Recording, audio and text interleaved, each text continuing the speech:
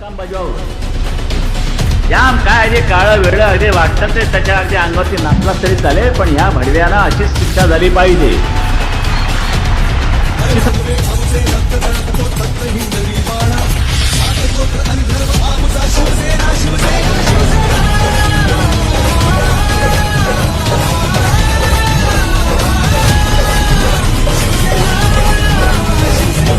ममता बनर्जी ने सही कहा है बीजेपी को कि आप इन्हें बंगाल में भेज दीजिए, बंगाल में बहुत अच्छे से खातिरदारी की जाएगी इन लोगों की. महाराष्ट्र के लोगों के प्रतिनिधि हैं, आप क्यों जाकर के पहले सूरत भाग गए, फिर उसके बाद में आसाम भाग गए. अब तो लोगों का बहुत सारे लोगों का ये भी मांग हुआ है शिवसेना में कि इन लोगों को ज़बरदस्ती किडनैप किया गया. ये लोग एक्चुअल में उद्धव जी को सपोर्ट करना चाहते हैं, लेकिन इन्हें हटाया गया. और यही वजह है कि इन्हें जो भी कहना है, भाई आप चोर तो नहीं है ना, चोर की तरह क्यों भाग रहे हैं. आप पब्लिक के रिप्रेजेंटेटिव है, आप आकर के जनता में अपनी बात रखिए, प्रेस कॉन्फ्रेंस कीजिए, महाराष्ट्र आइए, जाइए चीफ मिनिस्टर से मिलिए, आप ही का तो चीफ मिनिस्टर है. इतने साल भाई एक कॉमेडियन ने कहा कि नरेंद्र मोदी और अंबानी के ये भारत सरकार और अंबानी के बीच में ये नरेंद्र मोदी क्या कर रहा है. अगर सरकार बिजनेसमैन के इशारे पे चलेगी तो फिर ये मोदी को हटा दिया जाए, ये बीजेपी का स्टैंप, ये आरएसएस का स्टैंप को हटा दिया जाए, डायरेक्ट बना दीजिए आप अंबानी को प्रधानमंत्री, वही सारे फैसले लेंगे. ऐसे नहीं होता.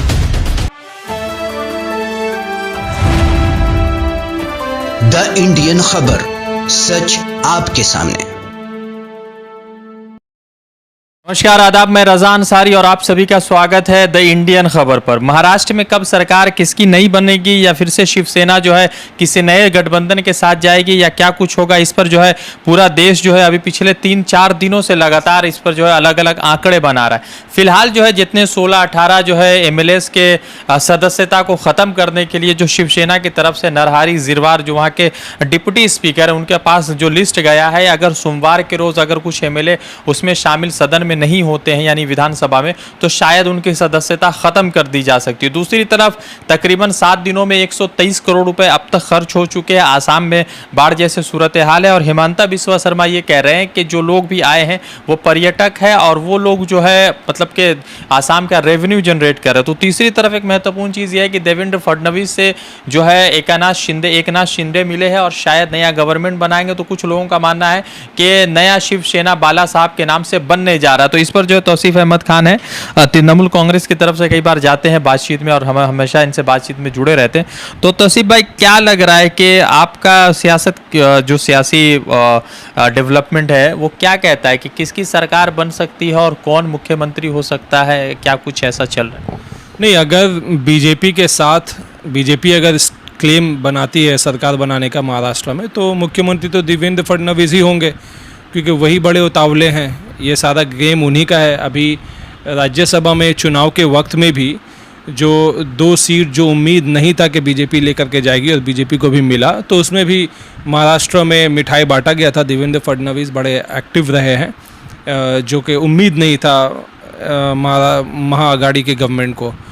तो वो उनके तरफ से मुख्यमंत्री के दावेदारी करेंगे, ये बात तो तय है. लेकिन सवाल ये खड़ा होता कि क्या इस तरीके से देश की जनता को अलाउ करना चाहिए? क्या महाराष्ट्र के साथ नाइंसाफ़ी है या नहीं है? जब एमएलए को वहाँ की जनता चुनती है, वोट देती है, अपना कीमती वोट दे करके एमएलए बना करके भेजती है, तो क्या उनको ये भी आज़ादी दिया जाता है जनता की तरफ से कि आप हॉर्स ट्रेडिंग करें, आप ख़रीद और बिक्री करें, आप बिक जाएं? ये जो आज कुछ शिवसेना के एमएलए जो पहले महाराष्ट्र से, जिनको एक तरीके से किडनैप अगर हम कहें तो गलत नहीं होगा, जिन्होंने अपने आप को विलिंगली किडनैप करवाया, महाराष्ट्र से जाकर के सूरत में रहे, सूरत में चार्टर्ड ट्रेन के ज़रिए वो आसाम पहुँचे, आसाम में 70 रूम 7 दिनों के लिए 1.25 करोड़ रुपए खर्च हो रहे हैं, 125 करोड़ रुपए खर्च हो रहे हैं.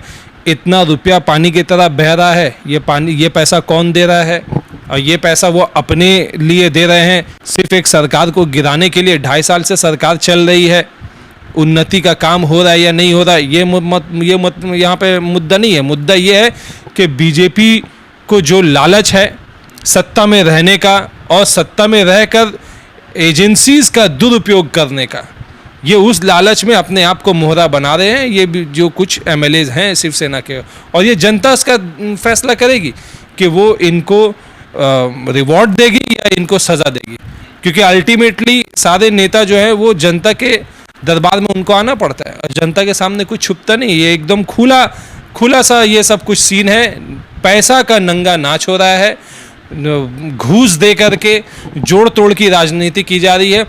प्रिंसिपल्स जो होते हैं कि हमें समाज सेवा करना है, देश सेवा करना है, वो कुछ नहीं, अपना पॉकेट भरना है, अपने फ़ायदे के लिए काम करना है, आज इसके साथ कल उसके साथ, इसका सरकार गिरा दो उसका सरकार गिरा दो, ये बहुत ही राजनीति का स्तर बहुत गिर गया। और ममता बनर्जी ने बिल्कुल सही कहा है, ये सारे रिबेल के नेता जा करके आसाम में लोगों को डिस्टर्ब कर रहे हैं, वहाँ की पॉलिटिकल फंक्शनरी को डिस्टर्ब कर रहे हैं, क्योंकि वहाँ पे बाढ़ आया हुआ है, वहाँ पे तो कोई डिस्टर्बेंस होना ही नहीं चाहिए। सारे देश के नेताओं का, सारे स्टेट के नेताओं का, स्टेट के जो चीफ मिनिस्टर हिमंता बिस्वा शर्मा, सारे लोगों का ध्यान इसमें रहना चाहिए था कि वहाँ पे बाढ़ आया हुआ उससे कैसे लड़े। अभी ये बीजेपी को मदद करने के चक्कर में, महाराष्ट्र में सरकार बनाने के चक्कर में वो वहाँ मेहमान नवाजी में लगे हुए। ममता बनर्जी ने सही कहा है बीजेपी को कि आप इन्हें बंगाल में भेज दीजिए, बंगाल में बहुत अच्छे से खातिरदारी की जाएगी इन लोगों की। तो सवाल ये है कि 123 करोड़ रुपए खर्चे हो गए, तो भारतीय जनता पार्टी कह रही कि हमारा कोई मामला नहीं, मगर सोर्सेज ये कह रहे हैं कि फडणवीस के साथ जो है मुलाकात हुई है एकनाथ शिंदे की। तो क्या लग रहा है कि ये कुछ तरह का चापलूसी, एक तरफ कह रहे हैं कि नई पार्टी बन रही है, एक तरफ कह रहे हैं कि मतलब कि हम जानते नहीं और हम लोग अपने पैसे से खर्चा कर रहे हैं। देखिए, ये कायर लोग हैं, ये कावर्ड हैं, और ऐसे लोग अपने आप को एक्सपोज कर रहे हैं कि छुप छुप के मिल रहे हैं और जनता के सामने वो बात को इकरार नहीं कर रहे, यानी छुप के मिल रहे, यानी चोरी हो रही है। भाई अगर आप कुछ गलत नहीं कर रहे होते, अगर शिंदे अगर कुछ गलत नहीं कर रहे होते तो वो ओपनली आते, पब्लिक के सामने आकर के बोलते। और ये बात उद्धव ठाकरे ने भी बोला कि मैं चीफ मिनिस्टर रहा, तुम मेरे से आकर के बोलो जो भी प्रॉब्लम है। और कुछ दिन पहले हमसे मुलाकात हुई, उद्धव ठाकरे का कहना है कि शिंदे से मुलाकात हुई, तब तो ऐसा कुछ नहीं बोला। ये पीठ पीछे वार करना, ये पैसा का लोभ, ये मोह माया, ये बहुत ही ख़राब दशा हो चुकी है हमारे देश में नेताओं का। जनता के जो एस्पिरेशंस हैं कि भाई एमएलए बना करके आपको भेजते हैं असेंबली में कि आप जनता के लिए काम करें, ये सब अपने मुफाद के लिए काम कर रहे हैं, बिक रहे हैं पैसे के लिए। अच्छा, एक चीज़ ये है कि जैसे पूरे देश भर में लगातार ये चीज़ चल रहा है कि भारतीय जनता पार्टी जो है अग्निपथ का स्कीम लेके आ रही है, तो 123 करोड़ रुपए जो पेंशन हो सकता है तकरीबन लाखों लोगों का, तो मतलब उसमें पैसे नहीं है भाजपा के पास, मगर ये एमएलए खरीदने के पैसे कहाँ से आ रहे हैं? बिल्कुल, भाजपा का क्या कहें कि पब्लिक से पैसा उठाया गया पीएम केयर्स के नाम पे, प्रधानमंत्री का एक फंड के नाम पे। अब हमारे लॉकडाउन के टाइम में लोगों से अपील किया गया, प्रधानमंत्री की तरफ से पैसा उठाया गया, करोड़ों रुपया वहाँ जमा हुआ। लेकिन सुप्रीम कोर्ट में भी जब अपोजिशन गए कि बताइए कि ये पैसा कहाँ खर्च हो रहा, तो वो पैसा नहीं बताते कहाँ खर्च हो रहा। तो ये सब जगह में वो पैसा खर्च करेंगे अपने पर्सनल फायदे के लिए। देश की जनता ने अगर पैसा दिया प्रधानमंत्री फंड में तो वो इसलिए दिया था कि आप एमएलए को तोड़ेंगे, खरीदेंगे, सरकार गिराएंगे, इसलिए नहीं दिया गया था। वो ऐसे मौके के लिए दिया गया था कि हमारे देश में कोविड से जो महामारी हुई थी उससे लड़ने के लिए। क्यों गंगा में लाश बहने लगा था उत्तर प्रदेश में, आपको वहाँ पे पैसा खर्च करना चाहिए था, आपको दवाई में खर्च करना चाहिए, हॉस्पिटल में खर्च करना चाहिए। आज भी बोलते थर्ड वेव का डर मंडरा रहा है, कितने नए हॉस्पिटल बन गए? सवाल पूछिए आप बीजेपी के सरकार से, उत्तर प्रदेश की सरकार से, मोदी जी की सरकार से सवाल पूछिए कि कितने नए हॉस्पिटल्स बन गए, कितने नए वेंटिलेटर आ गए। बोलेंगे हमारे पास पैसा नहीं है। आइए एमएलए को खरीदने के लिए, उनको चार्टर्ड प्लेन से ले आकर के 5 स्टार होटल में आसाम में रखवाने के लिए पैसा आ जाता है। कहां से पैसा आता है? अब कोर्ट में जब मांग की जाती है कि पीएम केयर्स का आप बताइए कहां कहां खर्च होता है, तो बोलते हैं हम नहीं बताएंगे। कोर्ट के सामने वो लोग बोलते हैं नहीं बताएंगे। तो ये हमारे देश की दशा है। हमारे जनता को जागरूक होना होगा, जनता को उठना होगा, जागना होगा, सुनना होगा, समझना होगा। जनता सोचते हैं कि भाई पॉलिटिक्स से हमारा क्या लेना देना, गलत है। जनता को ये जानना होगा कि आप पॉलिटिक्स से दूर भाग सकते हैं, लेकिन पॉलिटिक्स आपका पीछा कभी नहीं छोड़ेगी। ये वही लोग हैं जो आपके किस्मत का फैसला लिखते हैं, और आप अगर उन पे नजर नहीं रखेंगे तो यही लोग आपको नुकसान पहुंचाएंगे। अच्छा, तो ये लोग जो बड़ी बड़ी बातें कर रहे हैं वो महाराष्ट्र से बाहर क्यों कर रहे हैं, महाराष्ट्र में आके कर सकते हैं? बिल्कुल, बहुत लाजिब सवाल है। बहुत ही उम्दा सवाल है। आप महाराष्ट्र के लोगों के प्रतिनिधि हैं, आप क्यों जाकर के पहले सूरत भाग गए, फिर उसके बाद में आसाम भाग गए? अब तो लोगों का बहुत सारे लोगों का ये भी मांग हुआ है शिवसेना में कि इन लोगों को ज़बरदस्ती किडनैप किया गया। ये लोग एक्चुअल में उद्धव जी को सपोर्ट करना चाहते हैं, लेकिन इन्हें हटाया गया। और यही वह वजह है कि इन्हें जो भी कहना है, भाई आप चोर तो नहीं है ना, चोर की तरह क्यों भाग रहे हैं? आप पब्लिक के रिप्रेजेंटेटिव है, आप आकर के जनता में अपनी बात रखिए, प्रेस कॉन्फ्रेंस कीजिए, महाराष्ट्र आइए, जाइए चीफ मिनिस्टर से मिलिए, आप ही का तो चीफ मिनिस्टर है। इतने साल से आप शिवसेना में रहे हैं, आपने उद्धव ठाकरे को अपना चीफ मिनिस्टर माना, सालों से आप उनकी लीडरशिप में रहे हैं, पार्टी प्रेसिडेंट तो वही रहे, करता धरता तो वही रहे। और आज जो कहते कि नहीं आज वो गलत है, आप जाइए उनसे बोलिए, आपके नज़र में शर्म है, लाज है, अगर बाकी है तो वो नज़र नहीं मिला पाएंगे क्योंकि वो गलत कर रहे हैं। 2.5 साल चला जिसमें बहुत सारे लिंचिंग के मामले हुए, बहुत सारे ऐसे मामले हुए जहाँ पर जय श्री राम के नाम पर मुसलमानों के साथ हुआ, कहीं पर ऐसा मामला हुआ कि जैसे अभी हनुमान चालीसा वाला मैटर हुआ, फिर बहुत सारे देश में ऐसे मामलात हुए हैं कि जहाँ पर हिंदुत्व की बात हो रही थी। तो शायद इन सब मामलात में जो है उद्धव ठाकरे एक अच्छे भूमिका में नजर आए। तो क्या ये छवि जो सेकुलर छवि रही है, इससे नाराज़गी है क्या भाजपा को, या जो रेबेल जो एमएलएज हैं? नहीं, ये कहने की बातें हैं भाई। कौन सा हिंदू या कौन से हिंदू ग्रंथ में, धर्म में कहीं लिखा हुआ है कि तुम मुसलमानों का लिंचिंग कर दो, या जो हिंदू नहीं है तुम उन पे जुल्म कर दो? ये धर्म नहीं सिखाता है। उद्धव जी तो वही कहते हैं, अभी हाल में भी उद्धव जी का तो यही स्टेटमेंट था कि भाई आप मस्जिद में शिवलिंग ढूंढ रहे हैं, खोद करके निकाल रहे हैं, उनका धर्म है, उनका धर्म वो पालन करेंगे, हम अपना धर्म पालन करेंगे। बाबरी मस्जिद का जब फैसला आया तो सुप्रीम कोर्ट से लेकर प्रधानमंत्री से लेकर हर एक लोगों ने यह आश्वासन दिया कि अब ये मंदिर मस्जिद का झगड़ा और इस देश में नहीं चलेगा, अब ये चैप्टर खत्म।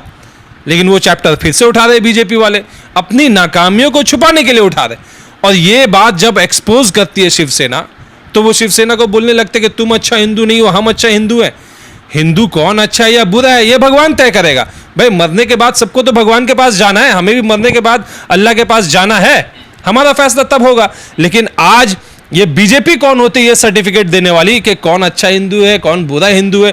शिवसेना कल तक वो हिंदुत्व के चैंपियन थे, वो आज जब अपने रास्ते निकाल रहे, जब वो एक देश में शांति बनाए रखना चाहते हैं, जब वो इस मुद्दे पे रहना चाहते हैं कि भाई हम पॉलिटिक्स करेंगे, पॉजिटिव पॉलिटिक्स, नेगेटिव नहीं, तो इन्हें प्रॉब्लम होती है। मामला सिर्फ इतना है पैसे का। बीजेपी को चाहिए कि वो सत्ता में रहे, पावर का नशा है कि वो पावर में रहेगी, पैसा कमाएगी, और इसीलिए बीजेपी जो है पैसे के बल पे शिवसेना के एमएलएज को कुछ लालच दे करके, लाभ दे करके, तोड़ करके लेके आ रही है। एक सवाल आखिरी पूछेंगे कि लगातार जितने भी मीडियाज़ में या कुछ ऐसे लोग जो भारतीय जनता पार्टी के समर्थक हैं, उनका ये कहना हुआ कि शिवसेना अपने हिंदुत्व के मुद्दे से हट गई है, और शिवसेना का मानना है कि हम अपना हिंदुत्व के मुद्दे पर है। कुछ लोगों का ऐसे जो पॉलिटिकल विश्लेषण है, उनका ये मानना है कि भाजपा को ये डर लग रहा है कि शिवसेना जो उनका हिंदू वोट बैंक छीन लेगा, इसीलिए अपने आप को फिर से नया हिंदू कर रहे हैं। तो इन सब के चीज़ में क्या सच में हिंदू अपने आप को साबित करने की बहुत कोशिश जारी है? नहीं, देखिए ये एक बहाना है। भाजपा जब शिवसेना के कुछ एमएलएज को तोड़कर लाना चाह रही है तो कुछ एक रीज़न तो बताना होगा, तो वो ये रीज़न कह दे रहे भाई हिंदुत्व से हट गए। उद्धव ठाकरे ने बात कहा और ये तारीख गवाह है कि शिवाजी महाराज के टाइम पे उनका सेनापति कौन था भाई? मुसलमान सेनापति था, वो उन पे भरोसा करते। तो ये हिंदू मुस्लिम का तो मामला ही नहीं है। अगर उद्धव ठाकरे आज चीफ मिनिस्टर हैं और अगर वो नवाब मलिक को मंत्री रखते हैं तो इसमें प्रॉब्लम क्या है? सारे लोग बीजेपी की तरह हो जाएं कि सिर्फ हिंदू ही और वो भी ब्राह्मण रहेगा, दलित को आप पिछाड़ देंगे, आप सिर्फ गुजराती बिजनेसमैन को प्रेफरेंस देंगे। भाई एक कॉमेडियन ने कहा कि नरेंद्र मोदी और अंबानी के ये भारत सरकार और अंबानी के बीच में ये नरेंद्र मोदी क्या कर रहा है? अगर सरकार बिजनेसमैन के इशारे पे चलेगी तो फिर ये मोदी को हटा दिया जाए, ये बीजेपी का स्टैंप, ये आरएसएस का स्टैंप को हटा दिया जाए, डायरेक्ट बना दीजिए आप अंबानी को प्रधानमंत्री, वही सारे फैसले लेंगे। ऐसे नहीं होता। पॉलिटिक्स में बिजनेसमैन है उनका रोल अलग है, जो पॉलिटिशियन है, जो सोशल लीडर है, उनका रोल अलग है। तो ये उद्धव ठाकरे के खिलाफ एक बात कहने के लिए कि वो हिंदुत्व से हट गए, कैसे हट गए? शिवाजी महाराज के ट्रेडिशंस को फॉलो कर रहे हैं। एक ज़माने से रहा है क्या औरंगजेब के ज़माने में, अकबर के ज़माने में क्या सिपा सलार हिंदू नहीं हुआ करते थे? हिंदू रहते भाई। तो ये ज़बरदस्ती का पॉलिटिक्स अलग है, धर्म अलग है। ये 4 दिन से लगातार ये चल रहा है कि सरकार गिर जाएगी, मगर गिरी नहीं है सरकार। तो क्या ये मान के चला जाए कि संजय रावत या उद्धव ठाकरे कुछ मास्टर प्लान लेके बैठे हुए हैं कि सरकार नहीं गिरेगी? संजय रावत ने कल भी बहुत कॉन्फिडेंटली ये बयान दिया कि भाई सरकार गिरने वाली नहीं है। हमारे कांग्रेस के हमारे एनसीपी के नेता सारे लोगों का मीटिंग हुई, सारे लोगों ने बोला कि ये सरकार सरवाइव करेगी, असेंबली के फ्लोर में टेस्ट होगा, वहाँ पे मेजॉरिटी प्रूव किया जाएगा। तो ज़रूर वो लोग टच में हैं।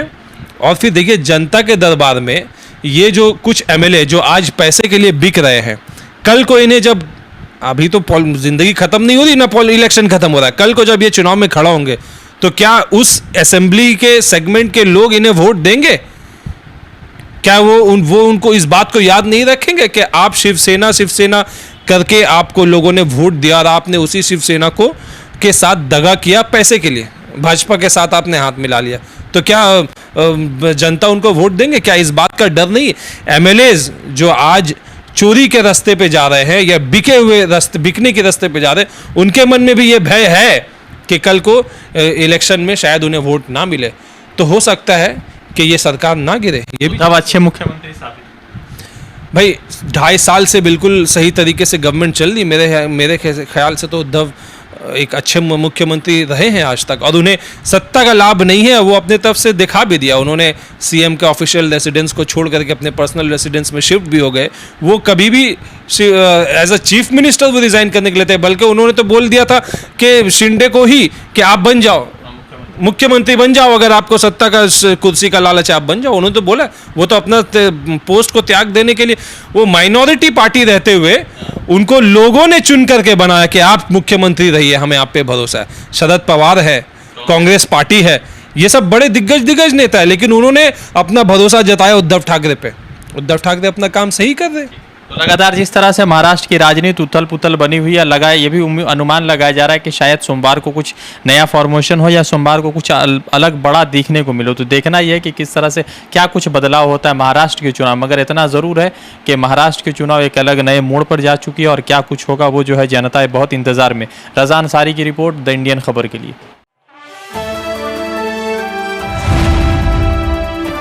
द इंडियन खबर, सच आपके सामने।